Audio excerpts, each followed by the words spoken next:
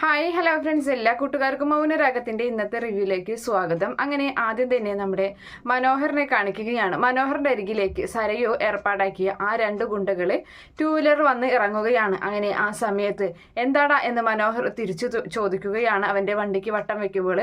അപ്പോൾ അതിൽ നിന്ന് അവർ ഇറങ്ങിയിട്ട് ചോദിക്കുകയാണ്, നീ പരോളിൽ ഇറങ്ങാണ്ടോ, നീ നന്നാവാൻ ഉദ്ദേശിച്ചിട്ടില്ലേടാ, നീ ആവശ്യമില്ലാത്ത കാര്യങ്ങൾ ചെയ്യാം, എന്നാലേ നീ ഈ ലോകത്ത് തന്നെ പൊക്കോടാ എന്നും പറഞ്ഞിട്ട് മറ്റൊരുത്തൻ കത്തിയെടുക്കുകയും അതുപോലെ തന്നെ മനോഹറിനെ കുത്താൻ വേണ്ടി നിൽക്കാൻ ആ സമയത്ത് മനോഹർ അവനെ ഒരു അടിയടിച്ച് ആ കത്തിയൊക്കെ തെറിപ്പിക്കുന്നുണ്ട്. അങ്ങനെ ചവിട്ടി തെറിപ്പിക്കുകയാണ്. എന്നിട്ട് അങ്ങോട്ടും ഇങ്ങോട്ടും പരസ്പരം തല്ലും ഇടിയും ഒക്കെ ആകുന്നുണ്ട്. അപ്പോഴാണ് കിരണും ബൈജുവും കൂടി കാറിൽ അങ്ങനെ വരുന്നത്. കിരൺ ആ ഒരു കാഴ്ച കാണുമ്പോൾ ബൈജുവിനോട് പറയുന്നുണ്ട്, ബൈജു നീ ഇവിടെ തന്നെ ഇരുന്നോ, ഇത് ഞാൻ ഡീൽ ചെയ്തോളാം എന്നും പറഞ്ഞ് ആ കാറിൽ നിന്ന് ഇറങ്ങുകയാണ്. അപ്പോഴാണ് ഒരുത്തൻ മനോഹറിന്റെ കൈകൾ പിന്നിലേക്ക് വലിച്ച് പിടിച്ചിട്ട് ഇങ്ങനെ നിൽക്കുന്നത്. അപ്പൊ കത്തിയുമായി അവൻ മറ്റൊരുത്തൻ വരുമ്പോൾ കിരൺ വന്ന് ആ കത്തി ചവിട്ടി തെറിപ്പിക്കുകയാണ്. അങ്ങനെ കിരൺ ഒരുത്തനെയും മനോഹർ മറ്റൊരുത്തനെയും തല്ലിച്ചതയ്ക്കുകയാണ്. ലാസ്റ്റ് വേദന കൊണ്ട് അവരെവിടെ നിന്നും വണ്ടിയും എടുത്ത് ഓടിപ്പോവുകയാണ്. അപ്പോൾ ആ സമയത്ത് കിരൺ മനോഹറിനോട് പറയുന്നുണ്ട്, എടാ നിനക്കറിയില്ലേ ഇങ്ങനെ ഒരു സന്ദർഭം ഉണ്ടാക്കിയത് ആരാണെന്നുള്ളത്? സരയു തന്നെയാണ്. നീ എന്തിനാ ആവശ്യമില്ലാത്ത കാര്യത്തിൽ നിൽക്കുന്നത്? നീ എത്രയും വേഗം ആ ജയിലിലോട്ട് തിരിച്ചു പോയാൽ മതിയായിരുന്നു എന്ന് പറയുന്നുണ്ട്.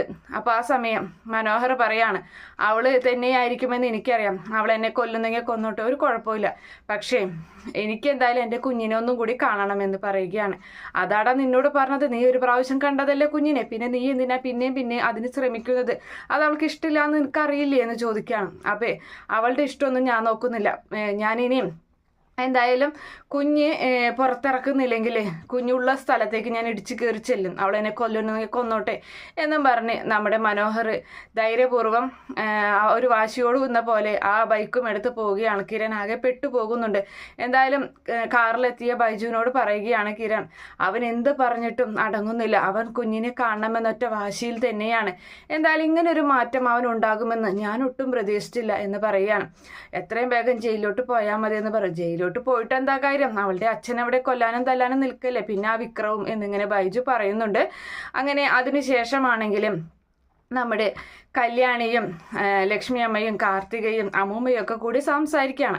അപ്പോൾ അമ്മൂമ്മ കല്യാണിയോട് പറയുന്നുണ്ട്, മോളെ ആ സരയുവിനോട് കാര്യങ്ങളൊക്കെ പറഞ്ഞ് നീ മനസ്സിലാക്കിക്ക്, കാരണം അവൾ ഇങ്ങനെ നടന്നു കഴിഞ്ഞാൽ എങ്ങനെ ശരിയാവാം? ഈ പറയുന്ന സരയുവിൻ്റെ അമ്മയൊന്നും അത്ര നല്ലതൊന്നല്ലായിരുന്നു, അവരിപ്പോഴല്ലേ നന്നായത്. നീ കല്യാണി കിരണിനെ കല്യാണം കഴിക്കുന്ന അവസരത്തിലൊക്കെ നിനക്ക് എത്ര പ്രാവശ്യം കൊല്ലാൻ വന്നതാണ് അവർ എന്നൊക്കെ ഇങ്ങനെ അമ്മൂമ്മ പറയുമ്പം കല്യാണി പറയാണ്, ഒരിക്കലും അവളോട് അങ്ങനെയൊന്നും പറയാൻ പറ്റില്ല അമ്മമ്മേ, അങ്ങനെയാണെങ്കിൽ ഞങ്ങളെ ശത്രുവായി കാണുമെന്ന് പറയുന്നുണ്ട്.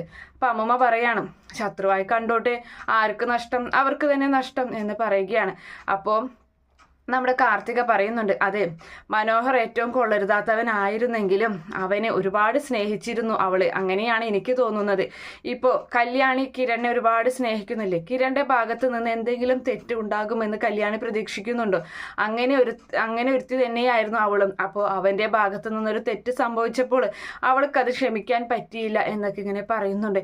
എന്തായാലും അവനൊന്ന് തിരിച്ച് ജയിലിലോട്ട് പോയാൽ മതിയായിരുന്നു എന്നൊക്കെ ഇങ്ങനെ പറഞ്ഞു നിൽക്കുന്ന സമയം തന്നെ കിരൺ അവിടെ വരികയാണ്. അപ്പോൾ കിരൺ പറയുന്നുണ്ട്, എല്ലാവർക്കും ഒരു ദുഃഖവാർത്തയുണ്ട് അറിയിക്കാനായിട്ട് എന്ന് പറയുമ്പോൾ എന്താ എന്ന് ചോദിക്കുന്നുണ്ട്. അതെ ആ ഗംഗപ്രസാദ് അവൻ എൻ്റെ കയ്യിൽ കിട്ടിയായിരുന്നു ആ കടപ്പുറത്ത് വെച്ചിട്ട്, പക്ഷേ ഇത്തവണയും എൻ്റെ കയ്യിൽ നിന്ന് രക്ഷപ്പെട്ടു എന്ന് പറയുകയാണ് കിരൺ. അപ്പോൾ ആ സമയത്ത് എങ്ങനെയെന്ന് ചോദിക്കുന്നുണ്ട്. അതെ വേറൊന്നുമല്ല, അവിടെ കടപ്പുറത്ത് വെച്ചിട്ടായിരുന്നു, അവിടുത്തെ തൊഴിലാളികൾ അവൻ നിരപരാധിയാണ്, വെറുതെ ഞാൻ തല്ലുന്നതാണെന്നൊക്കെ തെറ്റിദ്ധരിച്ചിട്ട് എൻ്റെ കയ്യിൽ നിന്നും അവനെ രക്ഷപ്പെടുത്തി പറഞ്ഞു വിടുകയാണ് ചെയ്തത് എന്ന് പറയുമ്പോൾ ലക്ഷ്മിയമ്മ പറയുന്നുണ്ട്, അത് ശരി, അപ്പോൾ എന്നെയും എൻ്റെ മകളെയും ചുറ്റിപ്പറ്റി അവൻ ഈ ഏരിയയിൽ തന്നെയുണ്ടല്ലേ, ഞങ്ങളെ വിടാൻ തീരുമാനിച്ചിട്ടില്ലല്ലേ അവൻ എന്നിങ്ങനെ പറയുന്നുണ്ട്. അപ്പോഴേക്കും അവിടേക്ക് വേലു വരികയാണ്. അപ്പോൾ വേലുവിനോട് കിരൺ പറയുന്നുണ്ട്, വേലു നീ എൻ്റെ കൂടെ ഉണ്ടാവേണ്ടതായിരുന്നു, അവൻ ഇന്ന് എൻ്റെ കയ്യിൽ കിട്ടി, നല്ല തല്ല് ചതച്ചിട്ടുണ്ട് ഞാൻ, പക്ഷെ അവൻ രക്ഷപ്പെട്ടടാ എന്ന് പറയാണ്.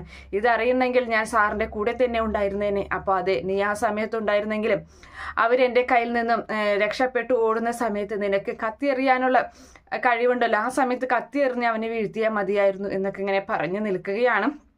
എന്തായാലും അവൻ രക്ഷപ്പെട്ടു. പിന്നെ ഇന്ന് 2 സംഭവങ്ങളാണ് ഉണ്ടായത്. 2 അടി കഴിഞ്ഞിട്ടാണ് ഞാൻ വരുന്നത്. ആ മനോഹറിനെ തല്ലിച്ചതയ്ക്കുകയായിരുന്നു 2 ഗുണ്ടകൾ. ഞാൻ ചെന്നില്ലായിരുന്നെങ്കിലും അവൻ്റെ കാര്യത്തിലൊരു തീരുമാനമായേനെ.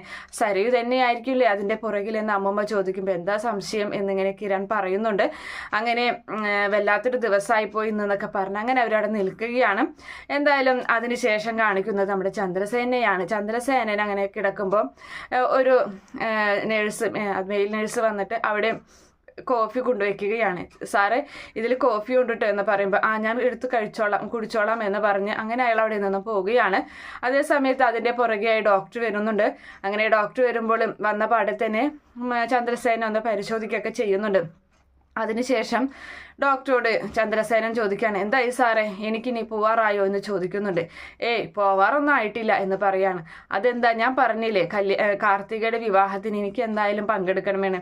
അപ്പോൾ അത് പങ്കെടുക്കാം, കുഴപ്പമൊന്നുമില്ല എന്ന് പറയുന്നുണ്ട്. പക്ഷേ അതിനിപ്പോൾ ഞാൻ എന്തെങ്കിലും ആംബുലൻസോ അല്ലെങ്കിൽ കാറോ എന്തെങ്കിലും ഞാൻ തയ്യാറാക്കാം, അതിൽ പോയിട്ട് തിരികെ ഇങ്ങോട്ട് തന്നെ വരണം എന്ന് പറയുകയാണ്. അപ്പോൾ എനിക്ക് വീട്ടിലോട്ട് പോകാൻ പറ്റില്ലേ എന്ന് ചോദിക്കുന്നുണ്ട്. ഒരിക്കലും ഇപ്പോൾ പറ്റില്ല, കാരണം അങ്ങനെ ഒരവസ്ഥയിലാണ് സാറുള്ളത്. സാറിൻ്റെ വയറ്റിലോട്ട് ചെന്നിട്ടുള്ളത് ഒരു തീ പോലത്തെ ഒരു സ്ഫോടനം പോലത്തെ ഒരു വസ്തുവാണ്. അതിൽ ആ തേനിൽ തീയിട്ടിരുന്നെങ്കിൽ തീ വെച്ച് കൊടുത്താൽ അത് ആളിക്കത്തുമായിരുന്നു. അങ്ങനത്തെ ഒരു സാധനമാണ് സാറിൻ്റെ വയറ്റിലെത്തിയിട്ടുള്ളത്. അതുകൊണ്ട് സാറിന് പൂർണ്ണ റെസ്റ്റ് വേണം, ബെഡ് റെസ്റ്റ് തന്നെ വേണം എന്ന് പറയുകയാണ്. ഇനിയിപ്പോൾ ഇത് ഭാവിയിലോട്ട് എന്തെങ്കിലും പ്രശ്നം ഉണ്ടാകുമോ സാറേ എനിക്കെന്ന് ചോദിക്കുമ്പോൾ അങ്ങനെയൊന്നുമില്ല, പക്ഷേ എന്തായാലും റെസ്റ്റ് വേണം എന്നൊക്കെ ഇങ്ങനെ പറയുന്നുണ്ട്. എന്തായാലും ഗംഗയെക്കുറിച്ചൊക്കെ പറയുകയാണ്. പിന്നെ കാർത്തികയുടെ വിവാഹത്തെക്കുറിച്ച് ചന്ദ്രസേനൻ ഇങ്ങനെ വാതോരാതെ സംസാരിക്കുന്നുണ്ട്. അങ്ങനെ അതിനുശേഷം ഡോക്ടർ അവിടെ നിന്നും പോവുകയാണ്. പിന്നീട് കാണിക്കുന്നത് നമ്മുടെ സരയും അതുപോലെ ശാരിയും കൂടി സംസാരിക്കുകയാണ്. അപ്പോൾ കുഞ്ഞവിടെ ഇരുന്ന് കളിക്കുന്നുണ്ട്. അപ്പോൾ ആ സമയത്ത് മനോഹറിനെ പറ്റി പറയുകയാണ്. അവനെ ആ 2 ഗുണ്ടകൾ ഞാൻ കാശി എറിഞ്ഞതാണ്, അവനെ പിടികൂടുകയും ചെയ്തു. പക്ഷെ ആ സമയത്ത് ആരോ വന്ന് രക്ഷപ്പെടുത്തിയെന്നാണ് പറഞ്ഞത്. അപ്പോൾ അവനെ സെക്യൂരിറ്റിയൊക്കെ ഉണ്ടോ മോളെ എന്ന് ശാരി ചോദിക്കുകയാണ്. അറിയില്ല, എന്തായാലും ആരോ രക്ഷപ്പെടുത്തി. അപ്പോൾ ശാരി പറയുന്നുണ്ട്, കിരൺ വിചാരിച്ചു കഴിഞ്ഞാൽ അവനെ തല്ലിച്ചതയ്ക്കാവുന്നതേ ഉള്ളൂ. പക്ഷേ എന്തോ അവൻ്റെ കാര്യത്തിൽ അവർക്കൊരു ഒരു മട്ട് വന്നിട്ടുണ്ടെന്ന് ഇങ്ങനെ പറയുകയാണ്. അപ്പോൾ ആ സമയത്ത് അതൊക്കെ ഞങ്ങൾക്ക് ഇങ്ങനെ മനസ്സിലാകുന്നുണ്ടെന്ന് സരയു പറയുന്നുണ്ട്. എന്തായാലും അവന് ഞാൻ വെറുതെ വിടില്ല എന്നൊക്കെ പറഞ്ഞങ്ങനെ സരയു നിൽക്കുകയാണ്. അതിനുശേഷം ഗംഗപ്രസാദ് രാത്രി സമയത്ത് മുഖത്ത് മാസ്ക് ഒക്കെ വെച്ചിട്ട് ആളറിയാത്ത രീതിയിൽ അങ്ങനെ പയ്യെ നടന്നു വരികയാണ്. അടുത്ത് റോഡ് സൈഡിൽ കാണുന്ന ഒരു തട്ടുകടയിൽ കയറിയിട്ട് 2 ബുൾസയും അതുപോലെ തന്നെ നല്ല ഒരു കട്ടിയിൽ പാലും ആവശ്യപ്പെടുന്നുണ്ട്, ചൂട് പാലും ആവശ്യപ്പെടുകയാണ്. ഇപ്പം തരാം സാറേ എന്ന് പറയുന്നുണ്ട്. അങ്ങനെ ഗംഗ അവിടെ അങ്ങനെ ഇരിക്കുകയാണ്. ഭക്ഷണം എടുക്കണ നേരത്ത് ആ സമയം തന്നെ അവിടേക്ക് പോലീസ് ജീപ്പ് വരുന്നത് കാണുന്നുണ്ട്. പെട്ടെന്ന് ഗംഗ അവിടെ നിന്നും ചാടി എഴുന്നേറ്റ് പയ്യെ നടന്ന് നീങ്ങുകയാണ്. അപ്പോൾ അയാൾ ചോദിക്കുന്നുണ്ട്, കടക്കാരൻ ചോദിക്കുകയാണ്, എന്താ സാറേ ഭക്ഷണം വേണ്ടേ എന്ന് ചോദിക്കുകയാണ്. അപ്പോൾ ഒന്നും മിണ്ടാതെ പോകുന്നുണ്ട്. അപ്പോഴേക്കും പോലീസ് SI കാണുന്നുണ്ട് ഇവൻ നടന്നു പോകുന്നത്. ആരാടാ അത് എന്ന് ചോദിക്കുകയാണ് ആ പെട്ടിക്കടക്കാരനോട്, അതായത് ആ തട്ടുകടക്കാരനോട്. അപ്പോൾ അറിയില്ല സാറേ, ഒരാൾ വന്നിട്ട് ഫുഡ് ആവശ്യപ്പെട്ടു, പക്ഷേ സാറിൻ്റെ കണ്ടപ്പോഴാണെന്ന് തോന്നുന്നുണ്ട് അവൻ്റെ അങ്ങോട്ട് പോവുകയാണെന്ന് പറയുമ്പോൾ വിടട വണ്ടി എന്നിങ്ങനെ എടുക്കടോ വണ്ടി എന്ന് പറയുകയാണ് മറ്റേ പോലീസിനോട്. അങ്ങനെ അവൻ്റെ മുന്നിൽ അവൻ്റെ പുറകെയായിട്ട് പോലീസ് വണ്ടി. അവനാണെങ്കിൽ ജീവനം കൊണ്ട് ഓടുകയാണ്. പെട്ടെന്ന് മുന്നിൽ വലിയൊരു ലോറി പോലത്തെ ഒരു വണ്ടി ഉണ്ടായിരുന്നു. അപ്പോൾ പോലീസിന് വട്ടം വെച്ചിട്ടാണ് ആ വണ്ടി അങ്ങനെ ഉണ്ടായിരുന്നത്. അപ്പോൾ പോലീസുകാരൻ ഇറങ്ങി ദേഷ്യപ്പെട്ടിട്ട് എടുത്തു മാറ്റിടോ വണ്ടി എന്ന് പറയുകയാണ്. അങ്ങനെ ആ വണ്ടി അവിടെ നിന്നും എടുത്തു മാറ്റുന്നുണ്ട്. അതേ സമയത്ത് ആ വണ്ടിയുടെ പുറകെയായിട്ട് അവൻ കയറി നിൽക്കുകയാണ് ചെയ്യുന്നത്. എന്തായാലും പോലീസ് കണ്ടിട്ടില്ല, അതുപോലെ തന്നെ ആ വണ്ടിക്കാരന് പോലും ശ്രദ്ധിച്ചിട്ടില്ല. പിന്നെ പോലീസ് അങ്ങോട്ട് നോക്കി അങ്ങനെ നിൽക്കുന്നൊരു ഭാഗത്തോടു കൂടിയാണ് ഇന്നത്തെ എപ്പിസോഡ് അവസാനിക്കുന്നത്.